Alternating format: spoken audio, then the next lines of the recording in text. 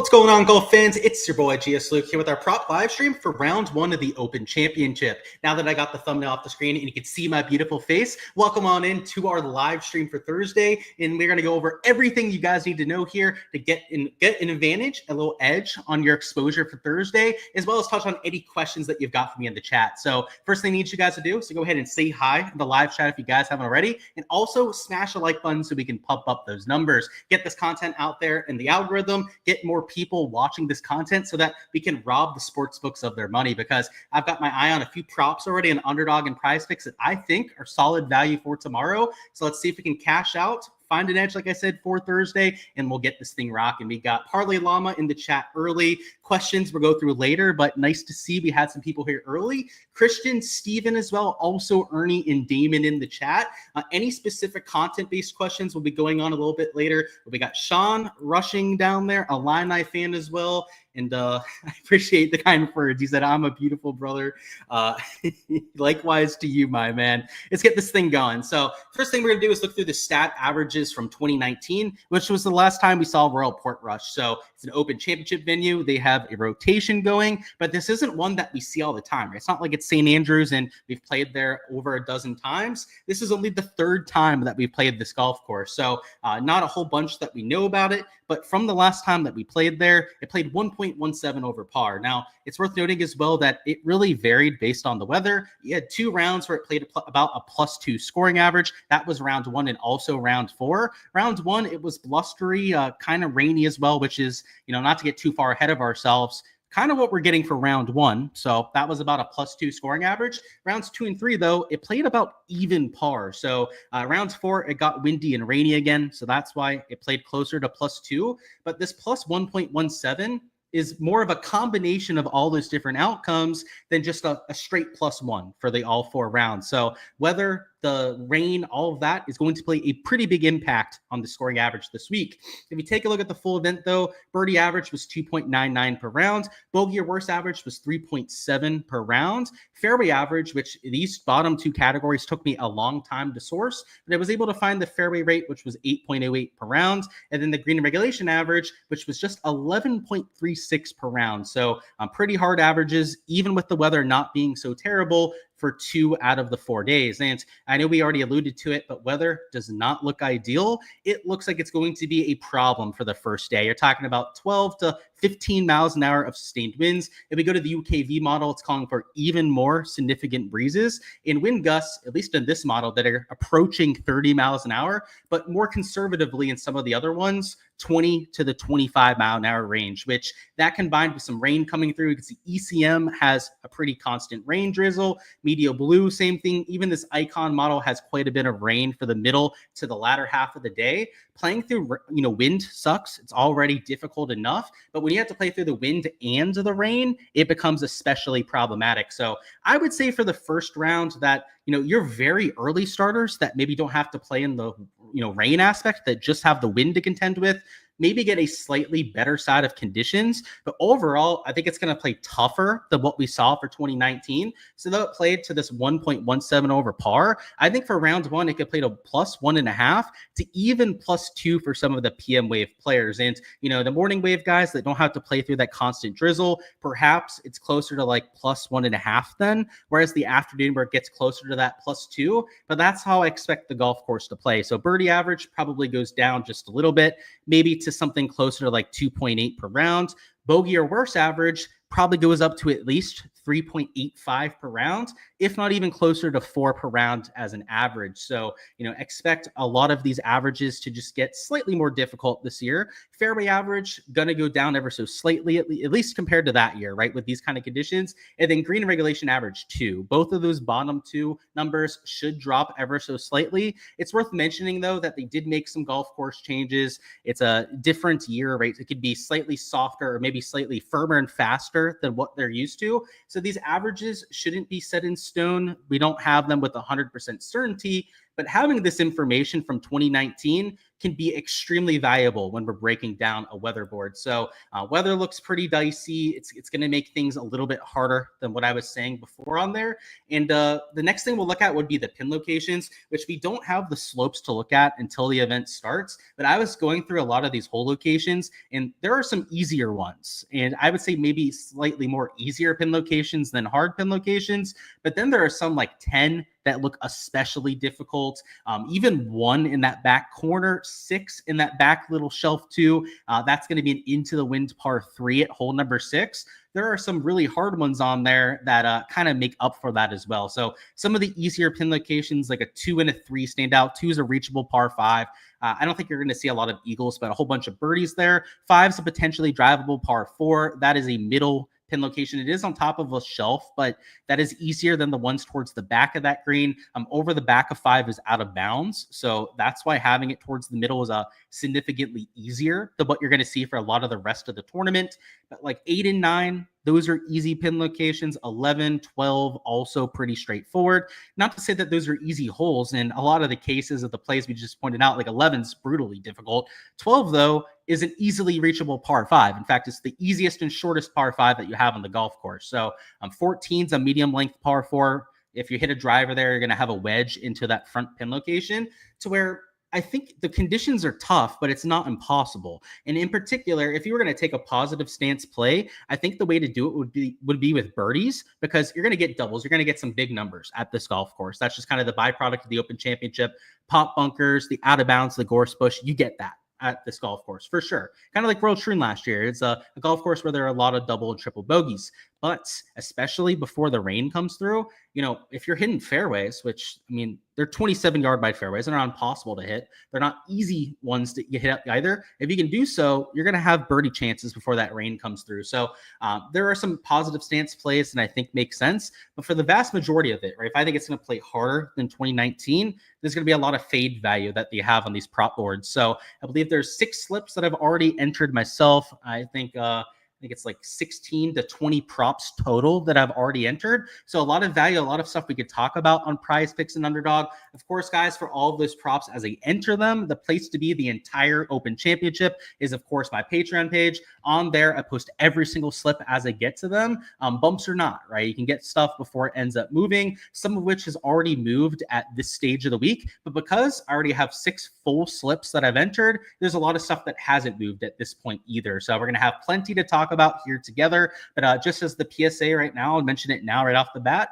the place for all of my slips and all of the projections and all the stuff I offer. I put averages, I put weather reports on my site for the entire golf tournament, as well as those prop slips. You can find that over there. But let's catch up on chat. Let's go through some of the questions that I saw on there before, and then we're going to go through my exposure on Underdog and Prize Picks. So if you're here for potential slips, exposure, any bets you want me to deep dive, now's the time for it. If you have any questions or anything you want us to go through together, that's exactly what we're going to do here. And on top of the Underdog and Prize Pick stuff, they can also be matchups on the sports book. So that could be 3 balls, the certain head-to-heads that a lot of these sports books have posted. I have exposure across the board, and all of that is posted on the Patreon page as well. Let's see where we left off. So we had some early questions from Parlay Llama that said he couldn't make it live, but that's okay. Cheers to you, my man.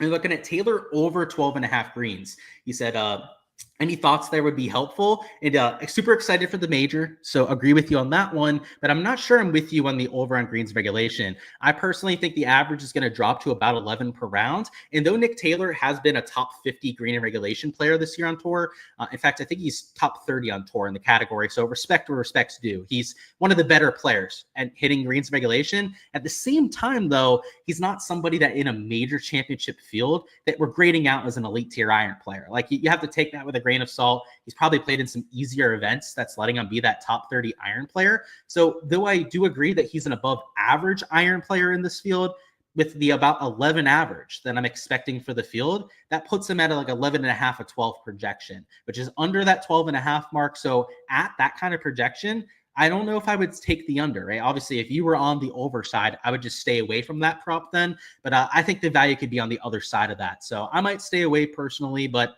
Obviously, do with your exposure as you wish, right? I'm not always right about these, just giving you my 2 cents. What's going on, Steven? So you didn't have time on the Ship It show to get your question in, but you said, is it wise on a large field 150 max to have guys in only one lineup? So I probably wouldn't do that. So you're saying you have 14 guys under that 1%. I wouldn't do that, Steven. I would personally commit a little bit more so to your plays. I have 45 players, so I have slightly less than you, but my lowest exposure is 2%. And it's like only 1 or 2 guys that I have at that 2% mark. I'm mostly in that like 4 to 5% range with my pure dart plays in the lower end of the 5 and 6K range. But, everyone has their own process for it, right? Some people choose to prioritize having more plays than really committing to the ones they have. I would maybe split it down the middle, right? You don't have to go the whole way to 45 players like I have, but if you just consolidate it maybe down from 61 to 55, then I think that might do some good for your exposure. You signed up for Bet the Number this week. How often do I use the player comp tool? Quite a bit, Damon. It's nice during the event as well. Just kind of like makes your life simple when you're comparing players. And I find it the most valuable with 3-balls because it's easy to compare 2 players head to head. Like when you type in their name and then you go player to player or you star them, that kind of thing. But with 3-balls, I just find the visual a lot more pleasing when you're breaking down matchups, and I use it quite a bit, Damon. So good shout on that. And those are the absolute nuts when it comes to 3-ball matchups and head-to-heads. Of course, Steven, what's going on, Illini? He said, awesome job on the Ship It Nation stream. I appreciate the kind words. He said, you love how I answered all the questions, even though there were hundreds. Yeah, man. Hey, it's Major Championship Golf. People are excited. And, I know my prop and betting people here on my live stream, my content are pretty understanding when it comes to that kind of stuff. So I wasn't worried about it. And hey, if, I know it take away like 10 to 15 minutes, but we'll still make this live stream awesome, right? We're not going to, go shorter on this because we're starting later. We're going to give it our full time too. So I appreciate the kind words and the understanding there, man. You said, with the weather, which tee times am I focusing on for round 1 showdown? So I would say if there's any sort of an edge, it would be towards your very, very early starters. So I know I kind of hinted at that when we talked about the weather aspect. The reason why I would say that, let me click on the right tab. I was having some problem at the bottom there, is that there's no rain. So they should play a dry round. And on top of that, the wind is a little bit lower compared to what you have in the afternoon. Now, I don't think it's going to be that drastic, probably like a half a stroke difference at the very most, but not to say that you should only have early starters. Let's say that you have maybe one mid to late guy, a couple guys in the middle, but for your 6K guys that you're really trying to take at low ownership, maybe you sprinkle in a few early starters and hope that they take advantage of those nutted conditions. It's more so along those kind of lines that I would use that sort of a weather edge, not so much with a full 6-0 stack. So great question there, man. And let me know if you need anything on top of that one. That's what this live stream's for. What's going on, Sean? Can I deep dive Harry Hall? For sure. So let me actually bring up my spreadsheet so we can go through the stats together. I did a little bit of a deep dive on the DFS stream, but I'm always willing to go through things again. So with the last 24 rounds, you're not going to find anyone in the field that has anywhere remotely as good a form as him over that kind of sample size. So you can see over the last 24 rounds, he's gaining almost 2 strokes per round. Shout out to Harry English. Shout out to Thurston Lawrence. 1.3, 1.4 shots gained is also way better than a lot of the other guys around them. But Harry Hall even beats those 2 players. So I would say if you're looking for an informed player of the 6K range, there is no better option. However, the ownership angle, which I'm not able to show you guys, right? This is from my Patreon sheet. This is from the DFS tier. It's how you get access to these spreadsheets. But Harry Hall, if you take a look at his ownership in my projections, is like double to triple, 4 or 5 times the ownership of players that are priced around him. So, if you're going to use him, just know that, right? You don't have to get different with every single player that you're using. You just have to keep it in mind, though. It's not going to be a spot that you're actively getting leverage with. You're going to have to do it with one of the other 4 to 5 players that you have in that kind of lineup. But hopefully that answers your question, Sean. Let me know if there's anything on top of that deep dive that you'd like to know. Let's get back to the DFS side of things where we leave off. Yeah, smash that like button if you guys haven't already. Same thing as Sean said. What's going on? It's X Factor. What's going on? Susumu as well. Always like to have people that come over from the DFS stream and check out the prop streets. I think you can learn a lot, right? Even if you're not a big Prize Picks underdog person yet, even if you're not somebody that is, actively entering on the sports books, we touch on a lot of stuff here with conditions, pin locations that I think you can learn from. So glad to have you, and hopefully it's not a one-off thing, right? What's going on, Gritty? He said, is this going to be like the U.S. Open, the final score type event? So not quite that extreme. So this golf course will be a little bit easier than, Oakmont per se. Oakmont was as hard as it could possibly get. If I had to give a winning score prediction, I would say minus 14 would be the guess that I would give.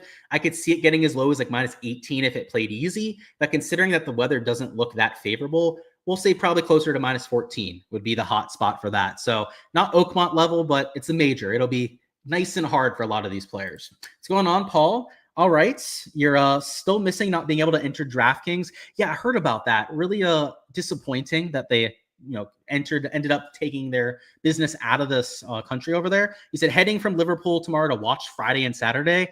Oh my, man, enjoy it out there. I am a jealous person. And he said Nick Bucket on the tee for the first threesome. Yeah, he's I've got my eyes on Tommy McBuckets too. He's an absolute stud.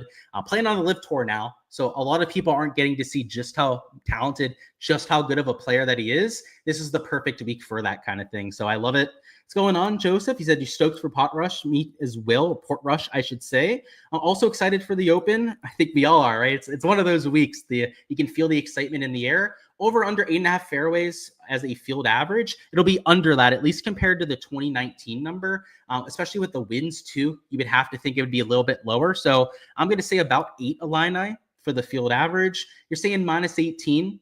I think if the wind dies down, I could see that. Thoughts on Cantlay and Fitz for the over 70.5? Not my favorite play on Fitz. Fitz has that elite tier form, loves a link style course, elite tier fescue putting as well. But with Patrick Cantlay, I could get a little bit more behind it. Cantlay is not always a Open Championship specialist. His form's a little bit sketchier than Fitz, believe it or not. If you compare the two players, Fitz has been the better player over the last 12 and last 24 rounds. So I'm not really sold on either one, to be frank with you. They're not my favorite plays, but yeah, I would stay away from the Fitz one. I think he's gonna have a good week. Even with those kind of conditions, by the way, he's very used to playing in the wind on the DP World Tour. That's where he played before he was a PGA Tour player, and he was a prolific winner when conditions got tough on the DP World Tour. So he's a track record of taking advantage even when it's tough. What's going on, C. Gianni? Welcome on in, another regular of the chat. He also said that you look like Scotty Shepard. By the way, that's a funny nickname for Scheffler. Doesn't look like there's a point to winning. You tossed him in.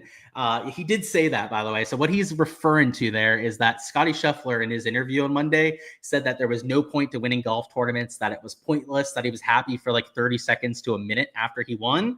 He'll probably win after saying that now, right? That's just golf for you. I completely agree with that sentiment. He said, sipping on some blends. I am jealous of that too. Blends is one of my personal favorites, as you know. Might have to crack some open this weekend. It's a special occasion. I think that's a pretty good time for it. Phil under 73.5 strokes at plus money. Do I think that he struggles and shoots 74 plus? So he said the over, I'm guessing, right, is the plus money side of that.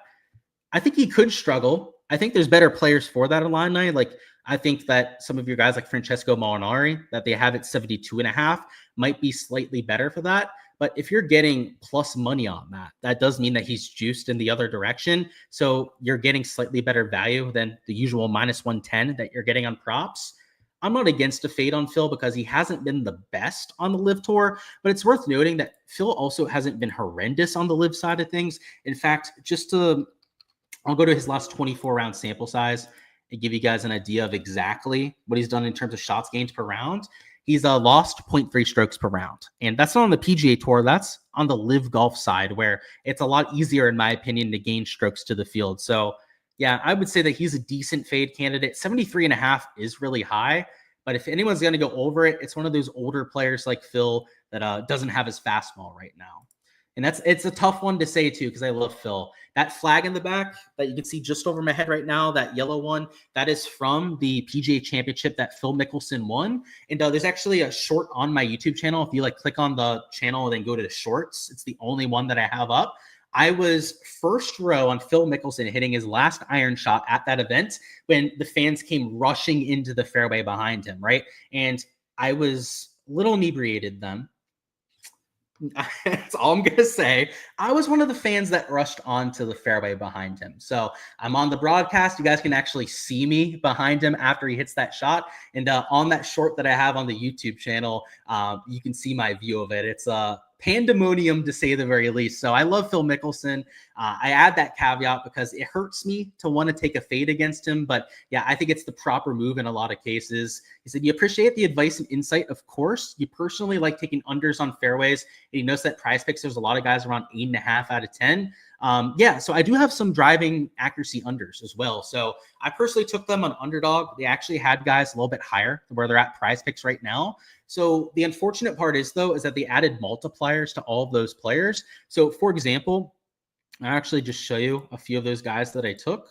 Keep going to the wrong tab. My mistake there. Like Hideki, I took for the under on fairways, and he was minus 175 towards the under. Now he's got a 0.8x multiplier. So a lot of the ones that I took, like Neiman was another one. Neiman was also minus 175 under. I got him at even money, but now he's at 0.8x. So that's where like being on the Patreon page is nice when attacking the board early makes sense. But yeah, if you're going to do it now, I think that Prize Picks would be the better site for it because all the value on Underdog is completely squeezed out. They, jacked up all the numbers. They completely took away the plus EV value that was there before. Whereas in Prize Picks, they don't adjust the board nearly as much. They don't have the multipliers that you see on the Underdog side. I'm okay with that for sure, especially because I think the conditions are going to make it hard to hit those fairways. Thoughts on Rory for the over 2.5 bogeys? You heard that he's been spraying it all over the place. Yeah, I heard that he hit it out of bounds on 2 days in a row. So that's a tough scene for him. I do think it's going to be a good week for him, though. So I'm a little bit more optimistic on his chances, Jack. With that in mind, though, over 2.5 bogeys, I could still get behind that because I think there's going to be -2, -3 rounds where people are making 3 to 4 bogeys.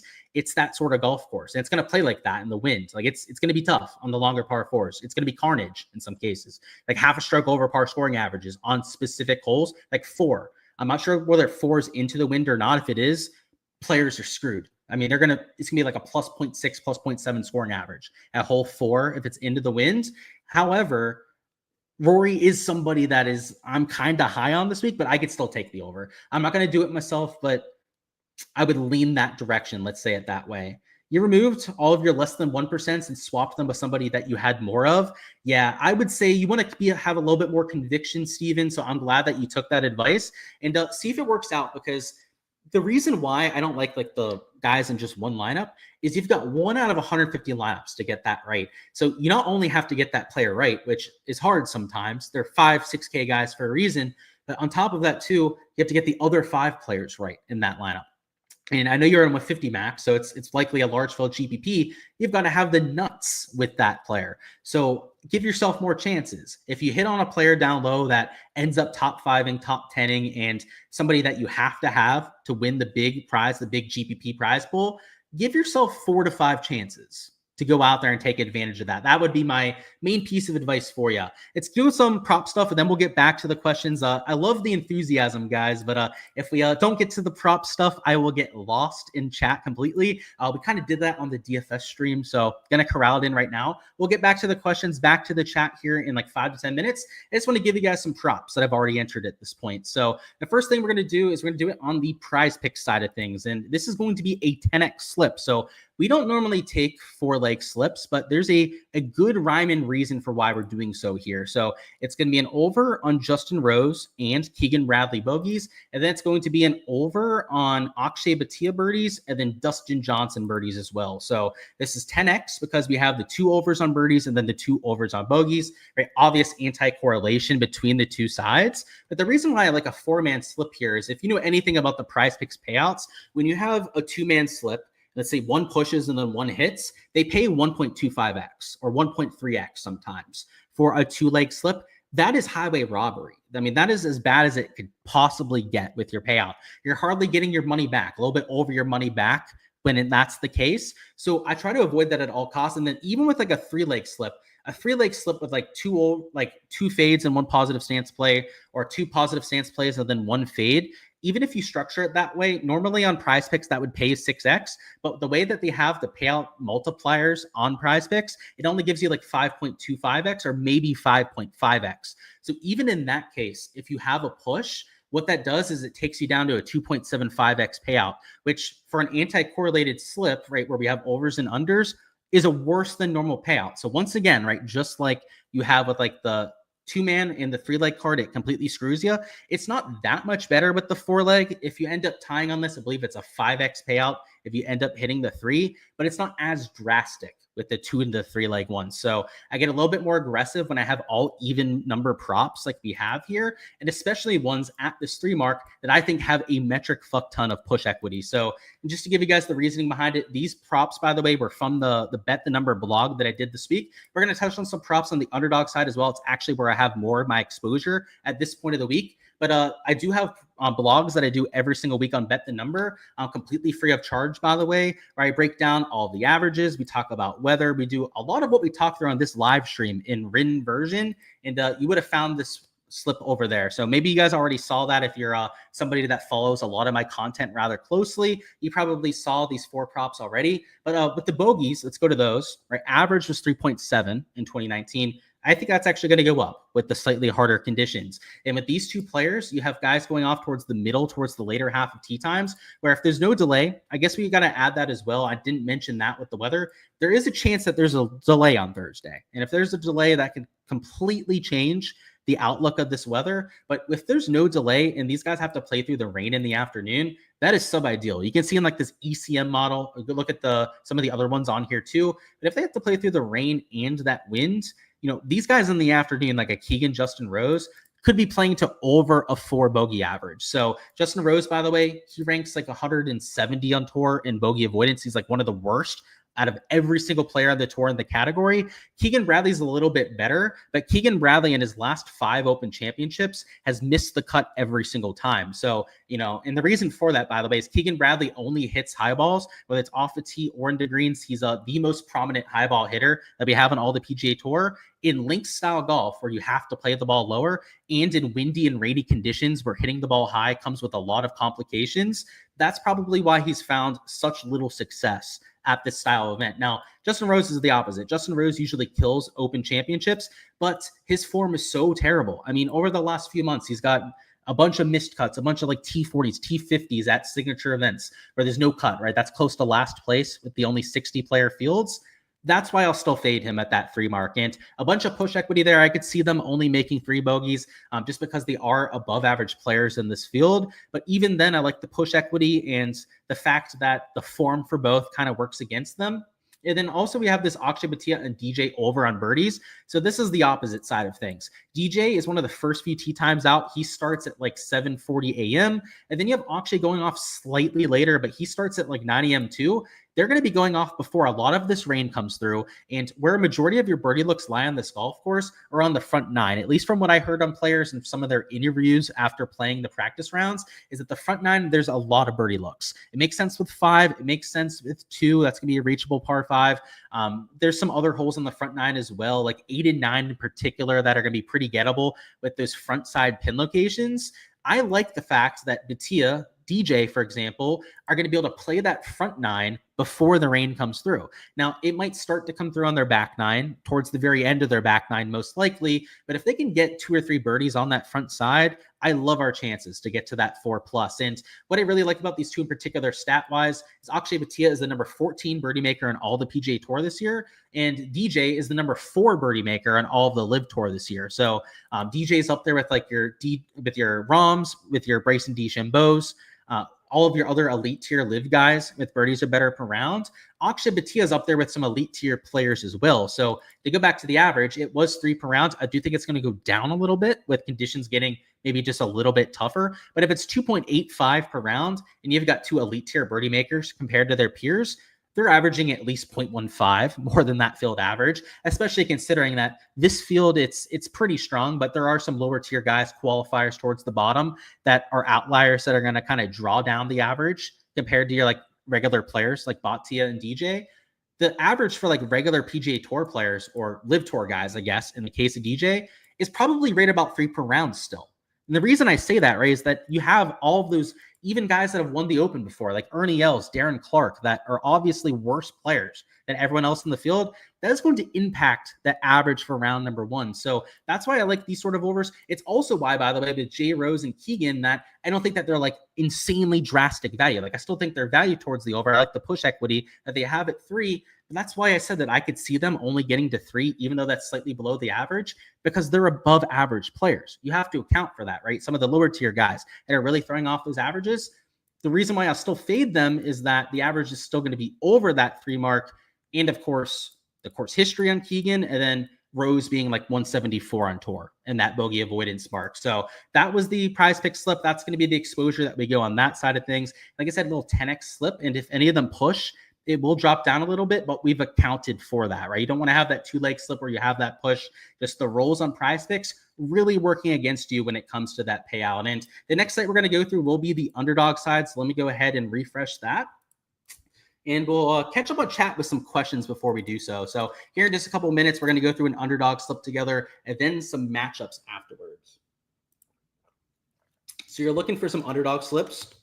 Yeah, what happened on with MLB today, Russian? You're going to have to let me know.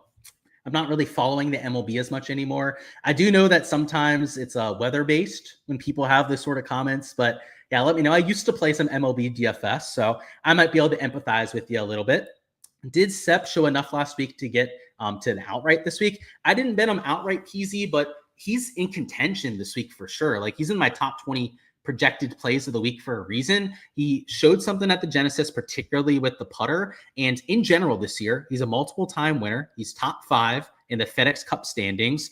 I think there's a lot of positives for Sepp Straka. So no pushback for me on the play.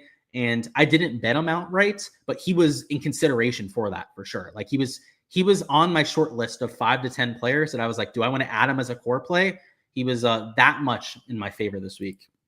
You know, I'm not a big fan of pick 6, but they no longer require you to have an over and an under. That is good to know. Still bad odds, but at least they did away with that crap. Yeah, they're getting closer to it, Dave. You know, they're probably going to be taking feedback from us players and, you know, depending on how much exposure they're getting, make adjustments on it.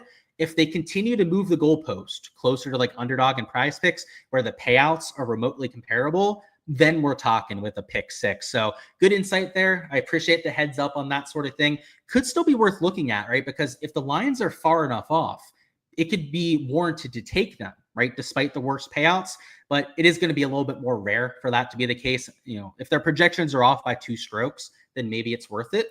Thoughts on JT for the under 7.5 fairways? It's actually something I entered myself. So we're looking at the underdog side. So why not make that one of the props that we take here together? Yeah, I'm on that myself too. He's at 7.5 and even money on prize picks. But if you take him on the underdog side, always be line shopping, guys. That's so important when it comes to being a plus EV better long-term. Even if you're an originator like myself, I don't always just do plus EV betting. In fact, I frown upon it in a lot of cases. But even for an originator like myself that is breaking down course conditions and doing it that way, you always want to be finding the best value that you can. So yeah, a JT, by the way, the reason why this made sense to me and the reason why I entered it is he's number 154 on tour in driving accuracy. And the average last year was about 8 per round, right? To go back to that. If I think it's going to be harder because of the fact that it's windy and rainy out there, then JT, who's already losing a bunch of accuracy to the field, would be even better value than what they have listed here. And I think he was slightly juiced towards the over or something like that, which I just do not agree with. If you take a look at his driving accuracy over the last month and a half, he's averaging 12% driving accuracy loss to the field, which is an insane amount. That's almost 2 fairways per round that he's losing to the field. It's like 1.65, 1.7, something like that, fairways lost to the field. That means, by the way, if the average is like 8 per round, let's just use it from 2019, then he's like close to a 6 projection. So yeah, when you look at it that way and you see just how terribly he's been playing over the last month and a half with the driver, I think that's an absolute no-brainer. So yeah, we'll have a pairing for that here in just a minute or so, but I'm on that for sure. He said, got underdog, so you can make sure to have the best ROI. Yep, there you go, Christian. It's the way to do it. You always want to make sure you're line shopping it the best way that you can. And I know, right, you were a prize picks better before, right? But now you have both sites. Everyone should learn from that. And I know everyone has their favorite site, the most convenient way to go about it. But not even just underdog and prize picks. You've got Sleeper. That's a website that has golf props. I'm learning about parlay play. I haven't dabbled there myself yet, but a couple of my buddies have been pointing out stuff on parlay play that they really like. You want to have all the sites that you can. And yeah, start with underdog and prize picks to start. You don't have to have all those crazy ones at this point, but definitely have those too. Scotty over 68.5 on pick 6. Yeah, I don't know if I'd be fading Scotty though. Like, that's good value for sure, Dave, but you're also fading Scotty Scheffler at the same time. So I get a little sketched out when it comes to fading world number 1. So not sure I can co-sign that one, but you're right. Compared to the other books, he's at 69.5 on almost every single one, maybe 69 on Prize Picks. He was bumped down to 0.5. It's value, but there's a limit to the value for me. That's why I say, like, I don't make myself a slave to the plus EV value. Plus EV matters in some sports. I think that the books know sports a little bit better in some cases, but golf is niche enough to where they get a lot of things wrong. In fact, that's how I make a living betting on props, is because they get things wrong so often. So just because he's that 0.5 lower, I don't think it makes it a good enough bet to take it. Like, there's something to be said about not fading the best player in the field, and that is Scottie Scheffler for sure. Rom for the win. I could be about it. I didn't bet him outright. Wasn't able to get there myself, but I've got a ton of them in DFS. Most sites have them at 69 or 69.5. They do. Did give my 2 cents on that, though. I think it's a little sketchy. Thanks for my comments about Scotty. Sorry for the typo. You're all good. I thought it was a new nickname you had for him, man. Scotty Shepherd, right? I mean, he's a man of Christ, so I could see that being his nickname. Like, I'd be okay with that. I'm a man of Christ myself, too, so I'd be okay with that nickname. He said, hey, it's almost tea time. You got to stay up for this one. Same thing here. I'll at least be up for the first hour or so of play, and then I think I'm going to go to bed, give myself like 4 or 5 hours to sleep, and wake up for the rest of round one. I don't think I can power the whole way through. If I do, it's going to be I'll be a zombie tomorrow. I might have to do it. We'll see. Can I take a look at Ben G? Yeah, so I'm assuming you want to deep dive right on Ben Griffin, which we can do that. I actually love Ben Griffin this week as a sleeper play because everyone a few weeks ago was calling Ben Griffin like Scottie Scheffler good. Everyone was like comparing his stats to Scottie Scheffler and going like, ooh, is Ben Griffin an elite tier player now? And then he had one missed cut, one bad week, which, by the way, if you guys take a look at the shots gained on Ben Griffin, he lost 4 strokes putting in those 2 rounds. Like, it's the only reason he missed the cut, and he missed the cut on the number, but he's getting 2.1 strokes per round over his last 24 rounds. If we go to the last 12 measured rounds, he's gaining 1.1 shots gained per round still. And again, that includes a missed cut, and he's still comparable, if not better, than some of the other players in this range when it comes to their shots gained for him. I hope no one else plays Ben Griffin this week because a lot of it comes down to ownership for me, but it's disrespectful. I know he hasn't played that well at majors yet. This year is like the first time he's really started to break out in majors. But yeah, man, I love him this week. I think he makes a lot of sense at this course. The X-Man, yeah, don't sleep on the X-Man. Really, really good Genesis Scottish Open course history, which kind of translates to the links golf that you have this week. So yeah, no pushback from me there, man. The X-Man's a stud, especially he gained 2.4 shots gained approach per round last week. That is close to the vintage Xander stuff that won him this event just a season ago. Thoughts on Christopher Wrighton? So I liked him more at the Genesis. He's an American style golfer. He's a high birdie percentage, really good putter. He putts these fescue greens extremely well, though. So I think he's a good play in terms of projection. The unfortunate part is, Matthew, is that because of his top 13 finish last week, he's getting a lot more steam than we would expect. Like, there's, rather than being 2 to 3, maybe 5% owned in GPPs like he was last week, he's the same, if not higher owned this week, and a little bit more expensive. So I don't think it makes him a terrible play. I just think at DFS, it takes away some of the utility with him being a little bit higher owned. But I like the way he projects. He's somebody that I had my eye on last week. I bet him for a top 10. I actually thought it was a top 20 bet that I had. So I was pretty disappointed because I thought I cashed it because he finished in T13. But still had a heck of a week for me in DFS. So I can't hold it against him too much. Do I think that this is a course where Taylor Pendrith could do well? So I'll say 2 things about it, Sean. My first inkling about a Pendrith at link style golf courses was not a positive one because he's a high ball hitter. He can manipulate his ball flight, though, so he's not strictly a high ball hitter, but he hits towering iron shots. He's a long ball hitter, more of that bomb and gouge strategy, which is an American style of golf. I know he's from Canada, but that's the PGA Tour blueprint to finding success at Birdie Fest, not so much like an Open Championship link style golf like we have this week. However, his first ever links style start was last week at the Genesis Open, and he finished top 20. So I thought he wasn't going to play well. I casted some doubt on his chances to succeed, and I ended up being extremely wrong about that, which, credit where credit's due. Sometimes, the stat profile that should do well doesn't always end up being the one that ends up translating to success. But yeah, Pendrith could play well. He did it last week, and this is a very similar style golf course, so I'm okay with it. It's not an exact copy or replica, but especially like the link style holes, very similar to what you get at this course. Prize Picks just did a 30% boost on PGA. Do I think I'll have another lineup for that on Patreon? Nope, because I don't get any promos myself, Christian. So, if you want to add in a promo slip, I think you should. If you get, if you're able to take advantage of promos, I'm not, because I'm limited on those kind of sites. So if you can do so, take your favorite props, maybe take a few that I've already entered, and you can enter it yourself. But unfortunately, not something that I really do on my Patreon page. I don't post like free, like the free line slips, the ones that are like free squares, Taco Tuesdays, that kind of thing. I don't post that shit on my Patreon page because, first off, it shouldn't count.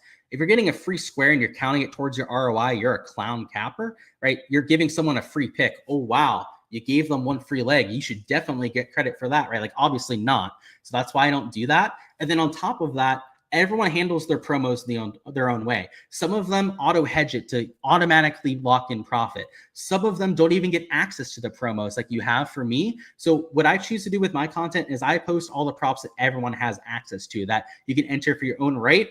Choose to enter it the way that you wish to yourself, right? So for example, I don't know how long that promo lasts for, but there's a really good chance that we're going to add slips in the next day or so. If it doesn't expire until maybe, let's say, the end of the weekend, I would just hold off on that until then, right? Wait until we have more props, more exposure to go after, but I wouldn't force anything in. That's I know I was, talking to you about getting multiple apps, making sure that you can get the best line available. This is like another one of those things, right? Where you never want to just enter something for the heck of it. You always want to have something that you're trying to generate in terms of positive ROI. For me, as an originator with golf, that comes down to course conditions and seeing stat averages that don't line up with the pricing. I see that, I attack it. That's where my edge comes with golf betting. Let's wait until we get one of those. That would be my advice with that, is wait until you have a tangible edge to attack. Head-to-head, Lowry or Griffin for the tournament? Well, that's a really tough one, Damon, because Griffin's form, I mentioned I loved that. Like, it's some of the best in the entire field. But Shane Lowry won here last year. And Shane Lowry, I want to go back to the stat profile on him real quickly here. I mean, it's amazing. Shane Lowry is playing amazing golf other than the short game. So to show you guys that, he's gaining over a stroke per round on approach and then losing 1.55 shots gained in the short game. So, I mean, you'd have to think that's going to turn around at some point, especially for Shane Lowry, who typically gains about 2 strokes putting per round on fescue and is one of the best around the green players that we have in the world. So that's a 50-50 for me, man. I would actually lean towards Shane Lowry because of the course history. Ben Griffin doesn't have the best Open Championship success, but it's tough because of the form. I mean, Ben Griffin's playing Scotty Scheffler-like golf over the last 24 rounds. Thoughts on Brooks with a knee injury? It's concerning to me. It's concerning enough that I took him out of my player pool. I would say that Brooks, though, sometimes is a liar to the media. He kind of downplays things at times. So if he ends up winning and burning me, I'm going to be pretty tilted about it, but I don't know. It's at least possible. I want to throw it out there because we've seen some pretty stupid stuff with the injury, and I'll put that in quotes, reports before, where players say that they are injured, they're not feeling well, that they're not swinging it. For example, Victor Hovland, I'm playing terribly this week, and then wins the Valspar Championship. You got to take those reports with a grain of salt too. We're going to do matchups towards the end. So I think I quoted like 15 minutes before. Sorry, it's taking a little bit longer. This major week, we have a lot of questions in chat. So it's definitely going to be a longer live stream than what we're used to. But just like we did on the DFS side, we are going to cover all the content. So yes, we will have some matchups. I've already entered a few myself, so we'll just get to those a little bit later and I can give them to you. But yeah, we've got a lot to talk through here, and I'm not going to skip any questions. So it might be a few more minutes. Everyone on Prize Picks seems hot on Lee with the over 2.5 birdies. Is that valid? So yeah, that's Lee Westwood. I don't know if I could get behind that, man. And let me actually bring up Data Golf so I can show you the shots gained and the results for Lee Westwood. I'm somebody that watches the Live Tour. I'm not a massive fan of it. I don't know. At first I thought it was kind of cool. I like EDM music. I like that aspect of the sport. But you look up Lee and he doesn't even show up anymore because he's like number 1,000 in the world or something in the World Golf Rankings. In fact, he's not even in the World Golf Rankings anymore. I mean, that's beyond sad. This is a borderline Hall of Fame talent. If he would have won a major, he'd be in the Hall of Fame. Lee Westwood, that is. But look at this. 32nd, 25th. He did have a 10th place finish. Like, that's nice. But in the senior PGA Tour Championship, I mean, that's as good of a result as you're going to see for him. So I don't know. I would stay away from that, man. It's a difficult golf course and difficult conditions too. Like, I think the birdie average is going to be like 2.85 per round. Ali Westwood, with that kind of form at this stage of his career, is probably at about like a 2.5 to 2.6 projection. I don't think it's like the worst take to take his over, because he also played really well here in 2019. At least let me fact check myself there. Make sure I'm not talking out of my ass. I thought he played well here in 2019, but let me give you guys the exact finish. If I could spell Westwood right, that would help. He finished in 4th place in 2019. So I think that's what people are looking at, right? Like, he played well here. He was in contention. Unfortunately, though, it was a long time ago. Hadn't short game sound enough to get it done? I would say so. Short game's not really the concern for me on Hatton. I would say the concern with Hatton would be the mental aspect. Like, is he going to have a meltdown if he ends up getting a bad break? But US Open, he was damn close towards the very end, had that bogey, that little bit of a meltdown on hole 17. I unfortunately was on 18, by the way, at Oakmont. I was not able to see that meltdown in person, but we had a little broadcast to the right. It was like a very small little TV where we could watch it. We were able to see it from that, though, in person, which I wish we would have had the microphone and could have heard what he was saying, because I'm assuming that there were a few F-bombs that were thrown around. Justin Rose to hoist the trophy. I've seen a few people that seem to think that that's the case this week. I'm not as bullish on him. He said, you think it's his last chance and he's going to dig deep? I hope he has a good week, man. I personally kind of hate the form on it. He's losing like a half a stroke to a stroke per round. That's not my favorite, but he's a high-class player. I mean, he almost won the Masters last year. Almost won this golf tournament last year too, right? 2nd place finish. Put it this way. I am fading him in DFS, and it's like the scariest fade of the week for me. It's not something that I was comfortable with. I kind of flip-flopped on Justin Rose multiple times, but what I ended up settling on with Rosie is that he's kind of expensive in DFS. He's probably $1,000 too expensive, and he's getting ownership. So it would be a different story if he was too expensive and he was like 4 or 5% owned. 100% would be on Justin Rose. It'd be like, you know what? Yeah, give me the major championship pedigree. But when he's getting closer to the 9 to 10% mark, and I've got to play him in like 20% of lineups to get leverage, that's where it became a little bit sketchier for me, and where I personally decided to stay away from it. Let me get up on the underdog side, which, by the way, going to get to that here in a second. You parlayed Xander, Hovland, McIntyre, and Fleetwood for a top 20 for plus 2,500. So I'm a massive fan of Hovland, McIntyre, and Fleetwood this week. So maybe that's partially why you chose those players in particular. If not, we're thinking the same way this week. So it's hard for me to give you a pushback there. And then Xander, he's not somebody that I added a whole bunch of exposure on personally, but he's in my top 10 highest projected plays, and that's despite him not having the best form, because his course fit is ideal. This is a golf course where you want a well-rounded game, where you don't want to have really any deficiencies in any one specific shots gained category. And that's part of the reason I really like McIntyre and Fleetwood. They have that same kind of shots gained profile. Hovland's a little bit more hit or miss. I'm okay with that, though. I played Hovland for a lot of my bets and my exposure in case it plays easier than we think. Because if this is an easier major championship, Hovland, his approach form, I just got to show you guys this. You've already seen this if you saw my breakdown on Monday and some of the content that I was posting. But Victor Hovland's iron play lately is absurd. He's gaining 1.95 shots gained per round. That is significantly better than Scotty. That's significantly better than John Rahm, who plays on the Live Tour. And he's playing in the elite tier fields, right? Victor Hovland doesn't play in slapdick events. And when he does, and he plays the Valspar, he wins them almost every single time. I love myself, that entire parlay. So yeah, no pushback from me. Prize Picks also has a profit boost. There you go. Yeah, if you want to take that on the 10x slip, I'm not sure what it would pay. But if it's 30% profit boost, it's going to be hard math to do. If it's just 30% in general, then I guess it's 13x, right? Loving Padraig to miss the cut, got him at even odds. Yeah, I hate to pick on Padraig, but I actually was watching Ricky Fowler did a day in the life walking around the practice rounds, and he walked up to Padraig and he asked him, hey, are you feeling all right? He said, starting to feel better. I'm not sure what that's alluding to. I'm not privy to any sort of an injury going on with Harrington, but perhaps he's a little bit sick this week, because they were alluding to something in that conversation, right? It wasn't just nothing. Love my action at Kiowa. Dude, Kiowa. I guess you watched the clip that I had on there. There was a lot of alcohol involved with me storming the fairway, but it was my fondest memory in golf by far. I've seen some crazy stuff. I've seen 59 from Jake Knapp. Got to see him play 17 of his 18 holes on a 59.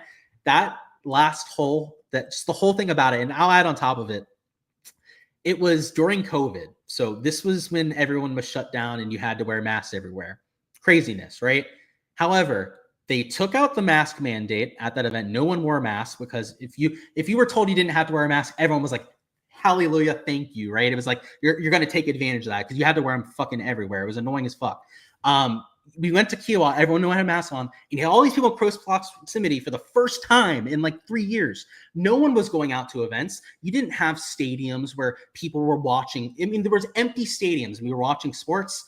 That was the first event where they let fans on the PGA Tour, and Phil Mickelson wins, and they let the fans rush the fairway. I mean, it was, you couldn't think of a more storybook ending to that event. So I'm glad you enjoyed the clip, and it's one of my favorite moments in golf history, man. And I'm very biased towards it because I got to see Phil Mickelson win that major. But I think even as like a fan of golf in general, like it's hard to really comprehend the energy that was at that event because the situation was so much different. Like it was quite literally the first golf event where they had any significant amount of fans, and us fans, myself included, we took advantage of it. We quite literally stormed the fairway in Open Championship fashion. They used to do that at Opens every year back in the day. I'm sure you've seen the videos of players running out onto the green and trying to grab the golf ball after it drops for the winning putt. But we did that in 2021. It was quite something. Which player prop am I the most sure of? Yeah, not my thing, Jonathan. I'm not going to narrow it down to one prop I'm the most sure of. That's just not something I ever do. Here's the reason for that. I will give like the reasoning for it.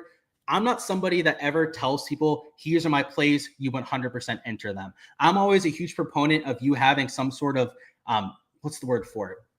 Control, I guess. There's probably a better word for it, but until I can think of it, we're going to go with control. You want to have some control of your own action, right? If someone's just telling you, hey, this is a good play, and they don't tell you why, I think that's horseshit. You should not be entering anything that, like your buddy, for example, in a group chat goes, hey, I like this prop, you should enter it. No, why do you like it? What's the value on it? What sort of edge are you actively generating? Here on these live streams, Jonathan, we go through a lot of props, a lot of my reasoning for it. Pick the one that you agree with the most, the one where it resonates with you. You completely follow my sort of analysis, because there are a lot of people that pay for my Patreon page that watch this content right here that don't completely tail everything that I put out because they have a different take on a player. Like, for example, my guy C. Gianni in the chat before, I'm fading Justin Rose this week. If he's absolutely convinced that Rose is going to have a top finish, maybe even win this thing, then he's probably not fading his over 3 bogeys, right? Like a lot of other people would. Don't be afraid to kind of lean into it yourself. And maybe you're newer to golf and you're not able to do that as much. Then in that case, right, just play them all, right? You don't have to necessarily have your favorite one. Keegan Rose are 0.5 higher for those lines on Underdog, but it still take them, or would I stay away? So there's multipliers involved in those, Jack. So there's, a little bit more incentive payout wise if you were to play those two. But I think part of the reason I really like them is that push equity. I think there's so much push equity at that 3 mark that it really makes or breaks it, in my opinion. So I would personally stay away from that, Jack, unless you like the payouts. Maybe you run it as a flex. Obviously, the flex on Underdog means that if you end up missing a leg, you still end up getting some sort of profit on like a 3 or a 4 leg. I would go that way if you're going to take them with the 0.5s. Harry's only $6,400 on DraftKings. Yeah, he is mispriced. We've actually talked about Harry Hall a few times already. It's they did the pricing before the Genesis Scottish, but even before that, he was playing fantastic golf. So I think sometimes they just make mistakes. And in general, I mean, the pricing is extremely soft this week. You're talking about guys that are 1.5K to 2K cheaper than they typically are. Let's see. Favorite Underdog plays. We're going to get there in a second. Am I doing a power play or a flex on the prize picks? I played it as a power play. Personally, that's the way that I went. If you want to play it safer, you can go with a flex. But the same thing applies then. If you run it as a flex play, Christian, then the push stuff starts to become a little bit problematic, because the flex play on those, I believe, is a 6x payout. If one of them ends up pushing, that would take it down to a 3x payout if you went perfect outside of that push. That's the issue on that. Got Jeremy in chat. He said, come play golf tomorrow, 12:30 polo. I could be about it. And sorry, buddy, I didn't see your comment before. I'll text you after. I'll call you, Jeremy. That's one of my real life buddies, by the way. And I got to see if I'm up, man. I'm not sure what my sleeping schedule is going to look like with the Open Championship. If I'm awake, I'll be there, Jeremy, but I'll let you know. Thoughts on Mac Hughes and Siwoo Kim? So Mackie Hughes' form is like a 4 out of 10. Ownership is super low, though, so he's probably like a 4.5, maybe a 5 out of 10. If you're looking for a pure GPP leverage play, I'm not getting there. I don't really have that much of a take on him, so I'm personally staying away. Siwoo Kim, though, I like the fact that he's volatile, that he got added to the field late. And if you guys didn't know, Siwoo Kim got added after Ernie Els withdrew, and it was like the sneakiest withdrawal ever. In fact, I didn't know it happened until a day later, and Siwoo Kim got added to the pricing. And I'm not going to name the website, but there's a website out there that doesn't even have Siwoo Kim in their projections. So I don't think he's going to be like completely overlooked. There'll be people that have him in their 150 max pool, but I really like Siwoo for some ownership leverage because, I mean, he's playing better than Mackie Hughes. Siwoo's actually been in contention once over the last few months, has had a few other top 25 finishes. I like that a little bit more than what Mackie Hughes has done. And a lot of what Mackie Hughes has done for the positive, and I like Mackie Hughes too. I don't want to shit talk him too much. It's been in weaker field events. It's been in like alternate field events where I'm not sure it's as impressive as it otherwise would be. He said Sepp finished in second in last year's Open. Yeah, good call on that too. Yeah, in DFS, I'm eating the chalk on Sepp. Like, I just think he's worthy of taking even at slightly higher ownership. Answering the MLB the last 2 to 3 weeks has been crazy for pitchers. You're saying just umps being iffy and whatnot. Yeah, that is baseball. And I used to play baseball growing up. I played it in high school, played it always as a junior as well. It's always an annoying thing with the umpires, right? The ones that want to insert themselves into the game, that can't just sit back, not make controversial calls, have to, I guess, get their attention for the day. I hate those umps, man. It's far more common than it should be as well.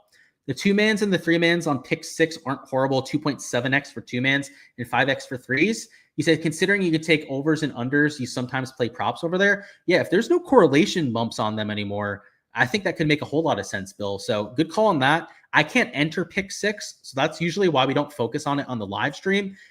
I'm always a huge proponent of following touts that are actually entering stuff themselves.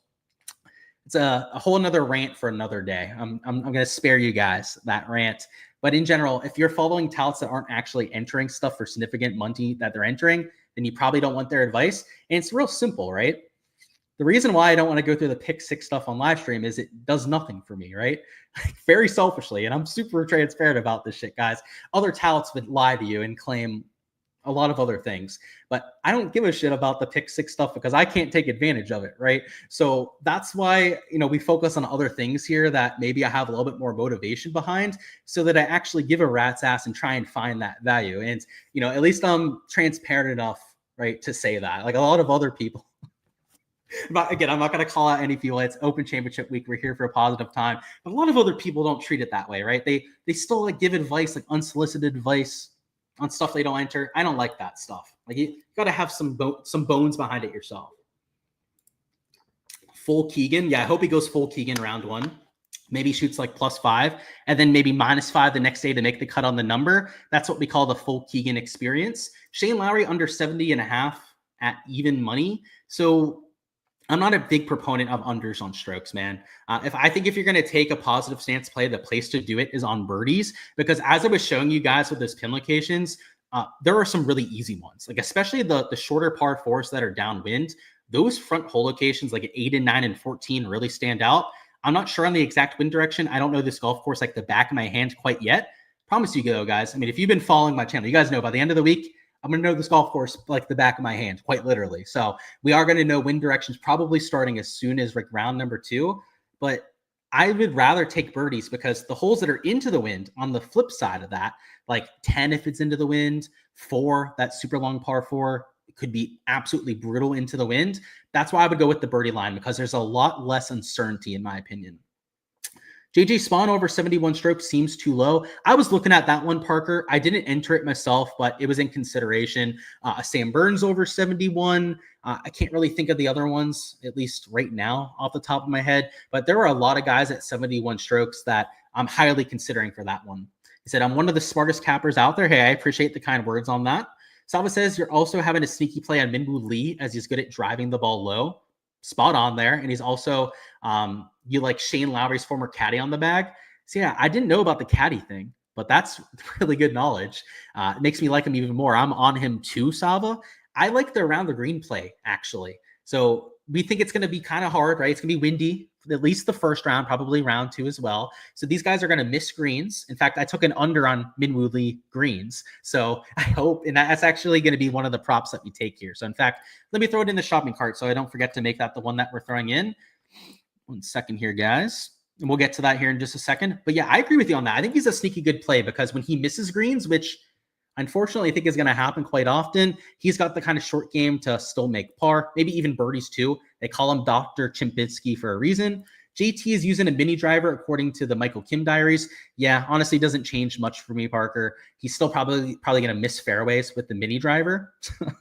And frankly, we don't know what he's actually going to go with for the entire event, right? They might use mini driver for one of the practice rounds. He played one day with Michael Kim. The next day, he might have had the regular driver back in the bag. It's very common to see players kind of tinker around with their equipment heading into the week. He may actually go with the mini driver, right? That is a possibility. But even then, that is still almost the same exact club as a driver. And I use a mini driver all the time. It might be a little bit easier to hit fairways, but it's still hard to hit fairways if you're spraying the ball across all of God's earth, right? And to show you guys the Justin Thomas stats, and it's brutal. It's absolutely brutal what he's been doing off the tee lately. It's not just like he's been slightly inaccurate.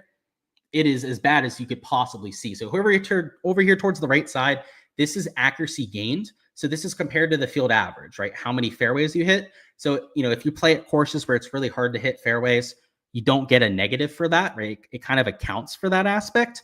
So this isn't like JT's only playing in hard events, right? That's not what's going on here.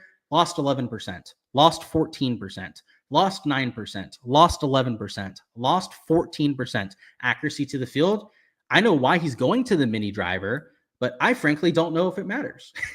If you're missing that many fairways, by the way, 14% of fairways is like, what is that? It's like 2 fairways per round, lower than the average, the 2.1 fairways or something like that. Actually, right about 2 with 14%, right about 2 fairways lost to the field. I don't know if the equipment's going to make up for that. It might help a little bit, but I still feel pretty good about that one. Let's see, we got Damon saying thanks. That's why you debated it too. One is a great course fit. One is the stat king. Yeah, you want a good mix of those, right? You want some course fit guys. You want some good modeling players too. So I'm always for that. He said Brooks should be fine. Always worth a flyer at the major. I don't disagree with that. I didn't get there myself. It's like the first time too. I haven't played Brooks in a while. So knowing that, it's probably the week he'll go off. Wish Cam Smith was salvageable off the tee. Is he somebody that I target to go against? Yeah, kind of. It's terrible to say too. He's one of my top 5 favorite players in the world, especially before he left for Live. Now he's probably closer to 10 just because he sucks on Live too. It's not even like he's really that competitive there most weeks. Every once in a blue moon. In fact, last week he was in contention on Live. So he showed a little bit of life. In the event before that too, Cam Smith also gained strokes with his irons. Last week he gained like a stroke per round with his irons, which is the best like by far of all of 2025. So I think there's a semblance of hope there. I don't know if I would target him this week just because of that, but you're right in general. Like those guys that are spraying it off the tee, they are usually a little bit targetable in these majors. There's just so much of a bigger miss for missing the fairway at these events. Thank you. Good to know. The boost still lasts till Sunday at 8. There you go, Christian. So yeah, I would save it then, right? If they're going to let you wait until that long to use it, wait until we have a really good slip to use on it. And maybe make it one that we're not only getting like good leans on it like normal, but also plus EV props. Like if you hear me say like, I like these props and they're like minus 150 or more odds, that might be the spot to use on that one. Do I like Tom Kim plus 100 versus Penge for the matchup? I don't know if I can get there myself, man. And I like the course history on Tom Kim. It's not just good at the Open. He's some top 5 finishes, I believe 2 of them the last 4 years, but also at the Genesis Scottish Open, another link style golf course. He's like a top 10 machine. I think he's top 10 3 of the last 5 years there. So that is a huge positive data point for Tom Kim, but we'd be remiss not to mention that his form outside of that event has been horrendous. I mean, missed cut. 40th, 50th place. He's not even in the signature events anymore, for goodness sakes, on Tom Kim. So the plus 100 kind of makes up for it, right? He's not the favorite between those two, but I would stay away from that one. Penge is slightly exploitable. He's a really good high pedigree player, at least someday. He's a high potential player. It's probably the better way to put it. Not so much to the pedigree quite yet. He's playing really well recently too. So I don't know if he's as good to target as some other players would be. But like in Fox, under 7.5 fairways, he's not the hottest off the tee. So yeah, I would say if you can get the multiplier on it, I would be for it, because I believe on DraftKings, he's like -125 towards the over. So if you're on a site like DraftKings not DraftKings, if you're on a site like Prize Picks or Underdog, let me get to the right one here, where you're taking the -133 implied odds, you're maybe not getting the best value on this prop. So just to show you, yeah, he's -125 towards the over. So if you're taking the under with that -130, that's just kind of like a minus EV scenario. But let me see what he is on Underdog. Like, what is he, even money, or perhaps with like a multiplier? Let's see. So yeah, he's also even money at that number. I'd probably stay away from it, man. That's just, I like the lean though. He's not very accurate off the tee. It's just that with the sportsbook odds slightly juiced in the other direction, they get things wrong all the time, right? I will still enter a lot of props that are fades, but I try and be a little selective on it when I can. What are my thoughts on Decky? Is he sneaky or stupid? A little bit of both, Sam. He's sneaky with little ownership, but he's also playing some pretty dog shit golf. So, I think you hit the nail on the head, right? It's a little bit of both. It's a wild play. It will be super low owned. Like he's sub 10% owned compared to like 15% owned guys that are around him. But it's a real tough one to kind of talk up. What's going on? He said Wyndham for the over 71.5. I'm okay with that one, man. I faded him for greens instead. So he's at 11.5. And I actually got a pretty juicy multiplier for the under at 11.5. But the 71.5 strokes was in consideration for me as well. That was something that I was already eyeing up. So I'm not against that. Why did it take the OAT out of my name? You said Gsluke. I appreciate that, man. And I don't know, maybe we got to add it back in, right? If we have a good weekend, we could start talking about that. But let's hit on a few prop slips first before we start saying that stuff. It's going on Illini. You said with great approach play, you like Vic for the over 12.5 greens. Minimum for the under 11.5. Yep, we're going to mention that one, and then JT under. We'll talk about let's go through the first couple ones first there. So Victor over 12.5. If it was calmer conditions, I would be totally for that, because the average in 2019 was 11.36 per round. If you're playing in those same exact conditions, Victor would gain over a green to the field probably, because like you said, he's been elite tier with the iron play. The issue is that with these wins and the kind of rain that we're expecting, the average could be 10.5 per round. Like that's within the range of outcomes. I think more realistically, it's probably closer to like 11 or maybe like 10.75, 10.8 for the average in round number one, which means to get to 13, right? To go over 12.5, he's got to get the whole way to 13. He's got to gain like 2.2 greens to the field. Scotty Scheffler is the kind of player that will average about 2 greens gained to the field, but he's like the only one on the PGA Tour that's capable of doing that sort of thing. So I like the other props a little bit more. The middle two, obviously, are ones that I took. I do like the Decky under 3.5 birdies, though. So to talk about that one, I think the birdie average is going to be about 2.85, maybe 3 per round. Maybe it stays the same as what we had in 2019. Hideki's playing sketchy golf. I mean, the putter's gone cold. He can't hit a fairway for his life. And I love Hideki too. Like, he's not one of my favorite players or anything, but a lot of respect for a major champion, somebody that's been a flusher for 10 plus years at this point. But lately, he's not been playing to that same kind of level. So I'm with you on 3 of those 4. I'm not sure if I can get behind the Vic one. And that's coming from somebody that bet him to win this event without Scotty and Rory. I took him at 30-1 in that market. I took him for a top 5, a top 10 bet too. So I obviously think he's going to have a good week. I'm just not sure if I could bet him for that market round one. It just feels a little bit too, it feels like you're asking for a little bit too much. And the sportsbook odds, I do want to bring that up for you. I feel like he would be juiced towards the over. So like maybe he would be like plus EV compared to the sports books. Let me just see exactly where they have him. So what is he? Yeah, minus 125 towards the over. So yeah, slight lean, but not much there. I don't know. You could enter it. It's not the worst thing I've seen.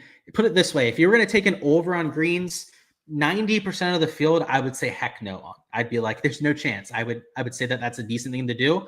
He's one of the very few players that maybe it turns towards the other side.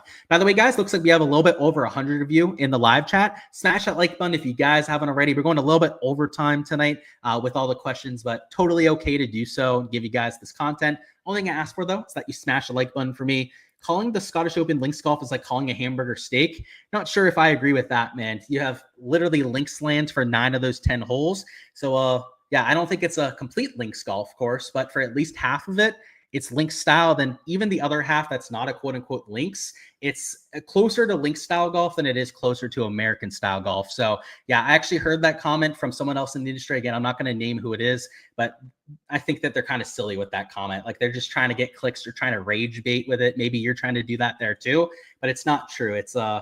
It's pretty close to a link style golf course. Like if it's not a links course, it's like 70% of one. So you could definitely use it for some crossover. Legion 13 making the cut parlay with Rom, Haddon, McKibben. Dude, I'm okay with that. I actually think that they have a good chance to make the cut.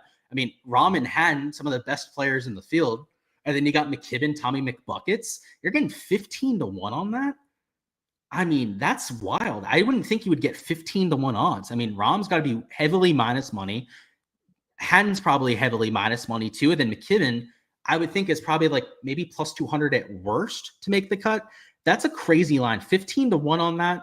That feels like massive, massive value. In fact, if I could enter that myself, I would enter that for multiple units. I think that is drastically off on the line. And maybe I'm off base. Maybe I'm doing the mental math wrong there, but that doesn't even seem remotely accurate with a line. Like that seems off by like 4 or 5x.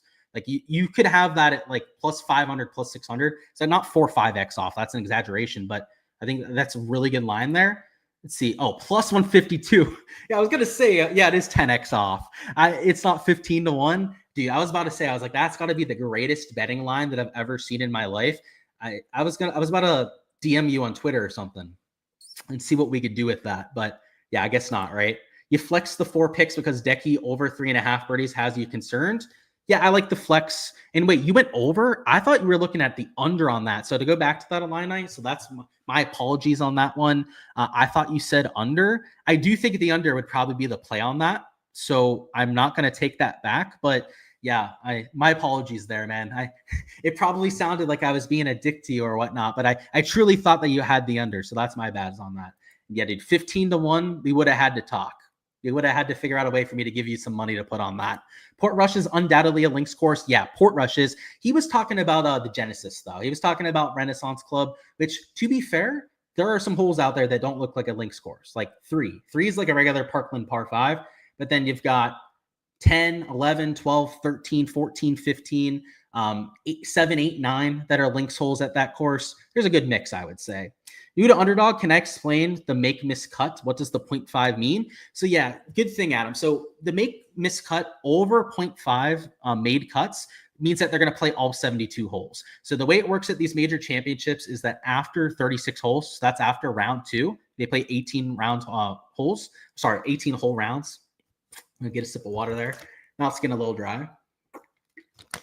But if they make it in the top 65 or ties after those first 2 rounds, then they go over that sort of line. So the made cut part, if you take their under, that would mean that they're not making the cut. So let me know if that clears it up for you. But yeah, the cut line happens after 2 rounds, and it's the top, in a field of 156 players, it's like the top 40% that end up making it.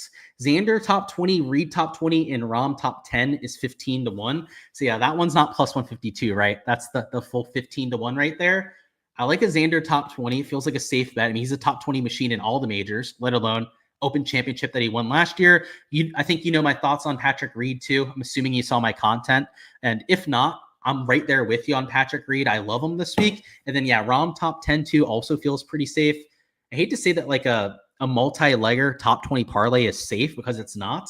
They do have some anti-correlation against each other. But once again, if you were going to do that on 3 players, it would be those 3 for me. The 3 guys that I grade out really well. Let's go through this Underdog slip. Like I said, it's really easy for me to get out of hand with the chat, especially on a major week like this. So let's go through the other slip on the Underdog side before we wrap it up with some matchup stuff after. But we have this under on JT, who, like I said, was like number 154 in fairways hit. Minwoo Lee is number 111 on the PGA Tour in green regulation percentage. So well below average in that category. And to go back to the numbers for the field, I think the average could drop to at least like 11 per round. That means a Minwoo, who is average to below average in this field, below average in a major championship field, would be projecting for like 11, if not down to like 10.5 greens. So you can see here with the multiplier that he's actually favored to go over for some reason. Sportsbooks too. Like I said, they make mistakes. I don't agree with them. On the green and regulation board, he's teeing off 2 when it's going to be windy and perhaps rainy in the afternoon. If he's playing in wind and rain, and he's somebody who's already a below average player in the category, then how the hell is he juiced towards the over, right? Like that's my thought process with it. I think that's pretty spot on. I do this for a lot of events and it ends up working out to my advantage earlier on in the week. Evidently, they think the green average is going to be higher than it was in 2019. I have a hard time thinking that when it's going to be 15 to 20 miles an hour wind and also wind gusts that are close to 30 miles an hour. So that's why I lean in that direction. If you play those two together, it is a 3.34x payout. So almost 3.4x. And it's, a little bit of correlation between these two, but because of the multipliers, we're getting over that 3x payout. So that's the underdog slip. We went through the 4-leg on Prize Picks before. If you guys are just joining us, that was the over on Rose and Bradley bogeys, and then the over on Bhatia and Dustin Johnson birdies for 10x on that side of things. So a couple slips that we've already entered, and let's get back to some of those questions. Props on Underdog and Prize Picks are fun, and taking the risk on stats is what makes it fun for sure. You understand that there's a gamble for every slip entered, and you said thanks for all the great work. Absolutely. There's a lot of gamble involved in it, right? Especially when we're getting to like the 4-leggers, like on Prize Picks, where it's a full 10x payout. We're not going to expect to hit a 4-leg for 10x more than maybe once or twice out of 10 tries, right? And if you're hitting it twice, that is a massive plus ROI if you're doing so. And if you hit it 3 times, God forbid, you have a run where you're hitting it 3, maybe 4 times out of 10, that's where you're adding on like 25 to 30 units to the bankroll. So yeah, glad you get it. You have a really good thought process with it, Alina, I can tell, right? You're a student of the game, and I mean that as positive as possible. Like you're absolutely sweaty, try hard mindset for DFS and for props. You'll love to hear it. You took a risky one with Goddard up under 3.5 birdies.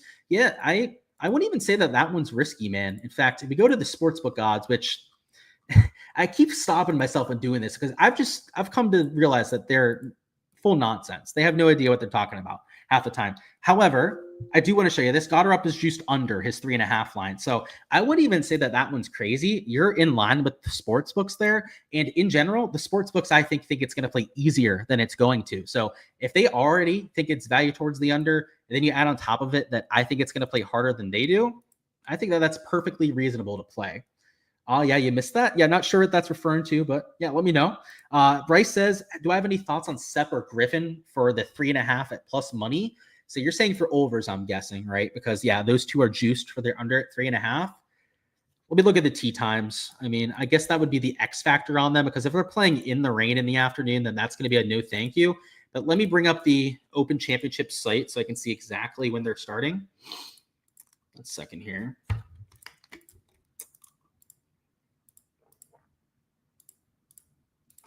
All right, so it was what, Sepp and Griffin, right? Sepp 9:20 or 9:36. I just can't read, huh? I was going to be really brutal to myself and call myself a name, but I might get canceled if I say what I was about to. So let's not do that. And let's go to Ben Griffin. Ben Griffin is on the same exact group, actually.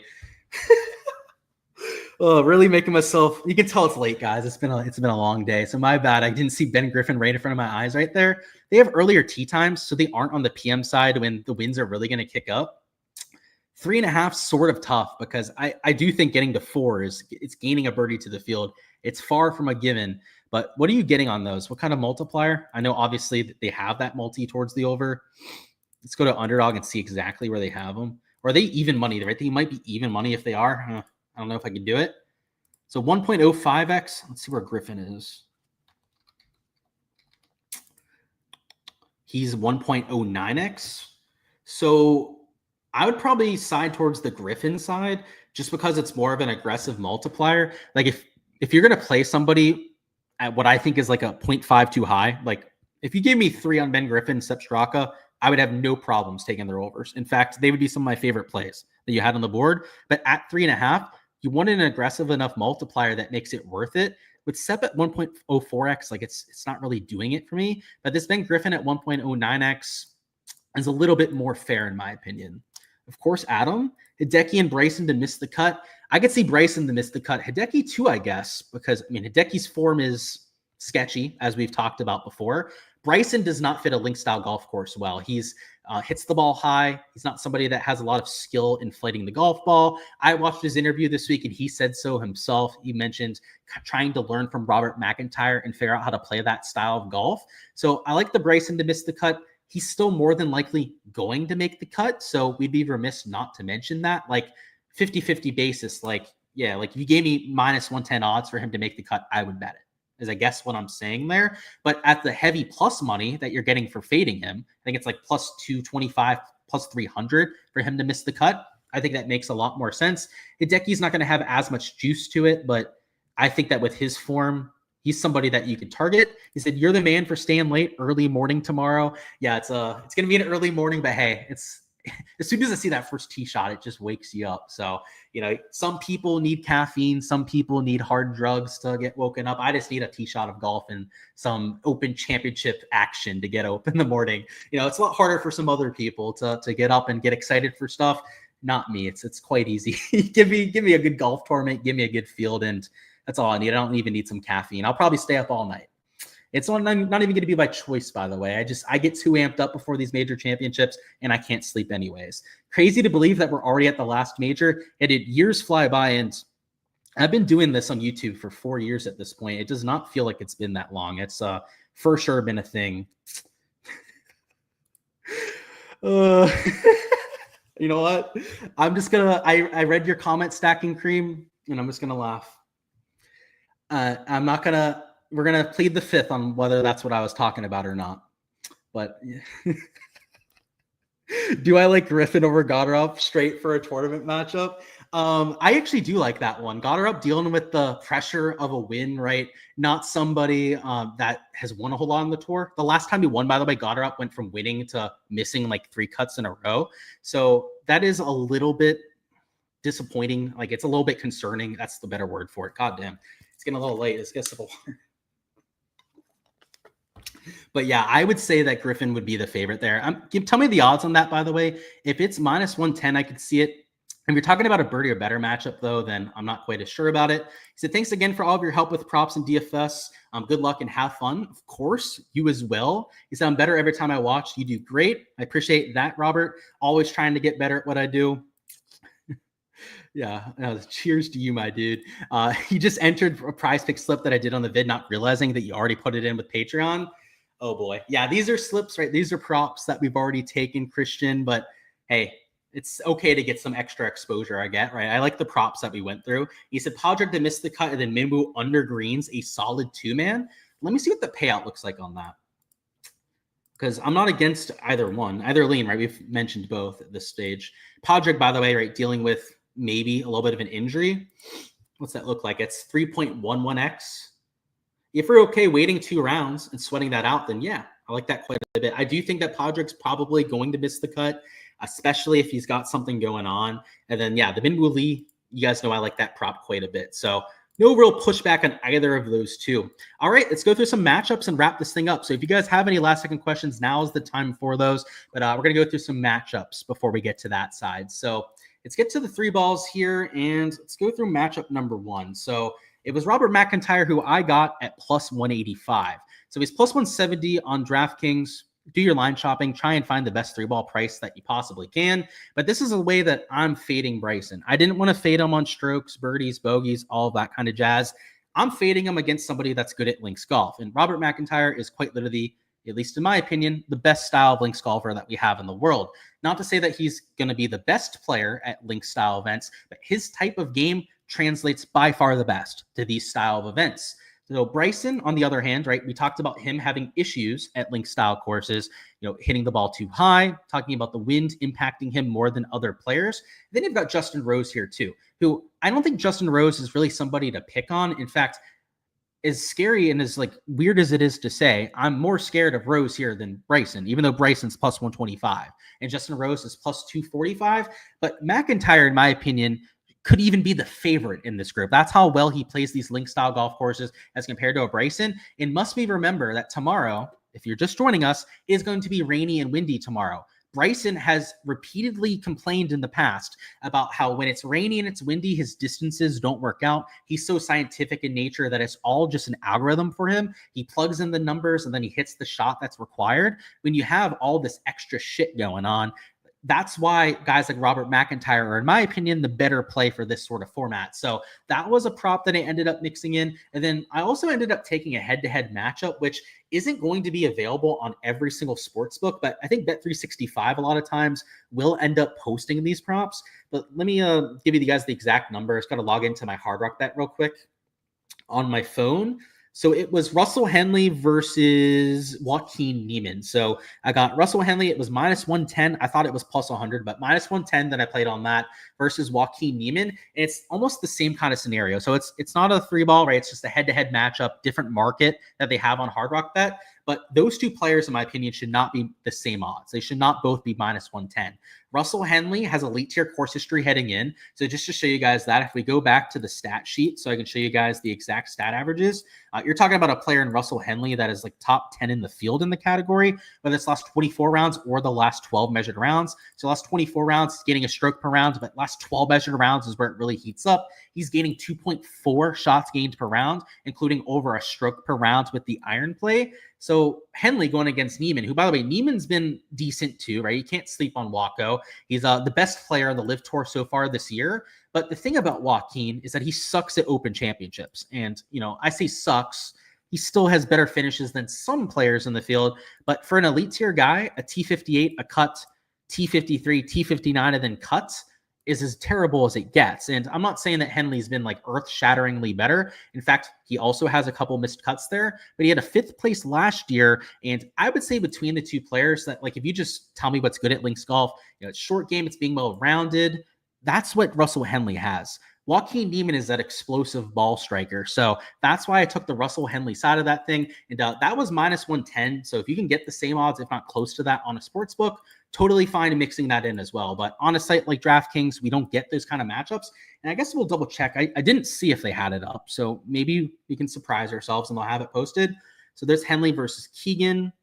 So yeah, obviously they kind of like cater it with different matchups on all these different sports books. But if the sports books that you have available and access to can get that sort of line, that minus 110, might want to consider adding that to the mix as well. But that's all I've got, guys. I think we're getting towards the very end here. I will go over any of those last second questions that you've got. But if that's going to be it, best of luck with all the exposure that you guys are getting to, whether it's in DFS or on the prop and betting side, like we talked up here. And for rounds 2 through 4, so for Friday through Sunday's action, we're going to have live streams going through the same kind of information that you had here. So whether that's for the stat averages, pin locations, prize picks, underdog props, matchups for rounds 2 through 4, you can find all of that for free on the YouTube channel. But for every single piece of exposure I get to, right, there's only so much we can talk up here. There's going to be props that move, line value, bumps, etc. Make sure to check out the Patreon page. On there, you can get access to every single slip that I enter. But not only that, but weather reports for every round, also stat averages for these events, and also all the reasoning behind all my bets. I don't just post the props over there, right? Like you guys have heard on this live stream. I made a comment towards a couple people, like letting them know kind of my shtick here, kind of like what I'm known for is entering plays that I actually believe in, right? And you're not just going to see me going like, oh, I like these two props, move on. It's going to have detailed analysis for exactly what sort of edge that we're getting to. So if you believe in it, if you follow that sort of train of thought, you agree with it, you can tail what you'd like, but also gives you the opportunity to take things out that you don't necessarily agree with. And I think there's a lot of power in that as well. So check out the Patreon page for that. Again, link down below to join on that. But that's all I've got for this week's event. So best of luck, as I was saying before, guys. Let's see. He said, great show as always. Good luck, everyone. Looks like we're good. He said, who am I on for the win?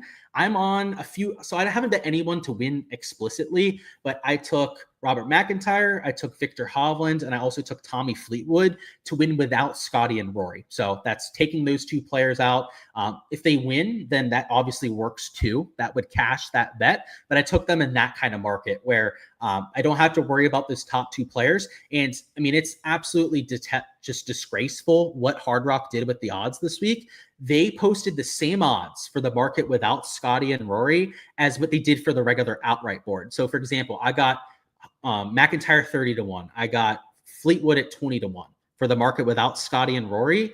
They posted them at the same exact odds for the outright bet. So like, why in the hell, right, would we bet them in any other sort of market if they're going to post the same odds? So one of those guys is who I think plays well. Hole in one would be a lot of fun. I'm with you on that one. Appreciate all the kind words, by the way, guys. You guys are absolute legends for sticking around the whole time. Harmon, Smith, Morikawa, Schauffele to make the cut at plus 300. You're saying, is that worth taking? I'm a little sketched out about Harmon, but I do like the form with Cam Smith. We talked about the iron play. Morikawa, too, coming off the missed cut. You know what, Chris? I'm normally okay with some of those longer shot parlays. I'm not sure that one's my favorite, though. I hope it cashes for you, right? If you entered it and whatnot. I'm playing all 4 of those guys, or 3 of those 4 guys in my lineups this week. In the one that I'm not playing, Xander Schauffele, I still think has a really good chance to make the cut. In fact, he's one of my top 5 projected plays, so no pushback there. But if I must be honest, it's maybe not my favorite. Shall we go back to the DK FanDuel props? I would, man, but it's a little bit too late. I'm getting cooked over here, so we're going to probably end it now, but I appreciate the enthusiasm. We'll be doing so for rounds 2 through 4 for sure. And let's see. I want to make sure there's no questions that we're leaving off. I appreciate the kind words, though, guys. Let's see. Yeah, see you at the top of the leaderboard. Looks like we're good. Best of luck out there with everything that you guys are entering. I'll see you guys tomorrow night.